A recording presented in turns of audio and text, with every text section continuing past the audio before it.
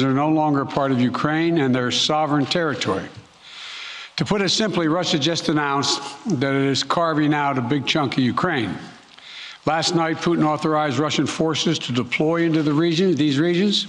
Today, he asserted that these regions are actually extend deeper than the two areas he recognized, claiming large areas currently under the jurisdiction of the Ukrainian government. He's setting up a rationale to take more territory by force, in my view. And if we listened to his speech last night, and many of you did, I know, he's setting up a rationale to go much further. This is the beginning of a Russian invasion of Ukraine, as he indicated and asked permission to be able to do from his Duma. So let's begin to, I'm going to begin to impose sanctions in response far beyond the steps we and our allies and partners implemented in 2014. And if Russia goes further with this invasion, we stand prepared to go further as with sanctions. Who in the Lord's name does Putin think gives him the right to declare new so-called countries on territory that belong to his neighbors? This is a flagrant violation of international law and demands a firm response from the international community. Over the last few months, we've coordinated closely with our NATO allies and partners in Europe and around the world to prepare that response.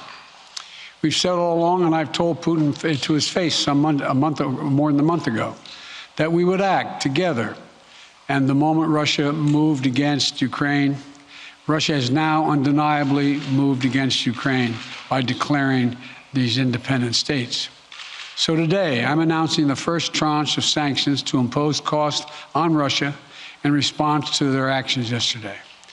These have been closely coordinated with our allies and partners and will continue to escalate sanctions if Russia escalates. We're implementing full blocking sanctions on two large Russian financial institutions, VEB and their military bank. We're implementing comprehensive sanctions on Russia's sovereign debt. That means we've cut off Russia's government from Western financing.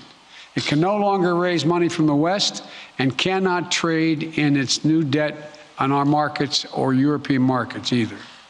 Starting tomorrow and continuing in the days ahead, we'll also impose sanctions on Russia's elites and their family members. They share in the corrupt gains of the Kremlin policies and should share in the pain as well. And because of Russia's actions, we've worked with Germany to ensure Nord Stream 2 will not, as I promised, will not move forward. As Russia contemplates its next move, we have our next move prepared as well. Russia will pay an even steeper price if it continues its aggression, including additional sanctions. The United States will continue to provide defensive assistance to Ukraine in the meantime.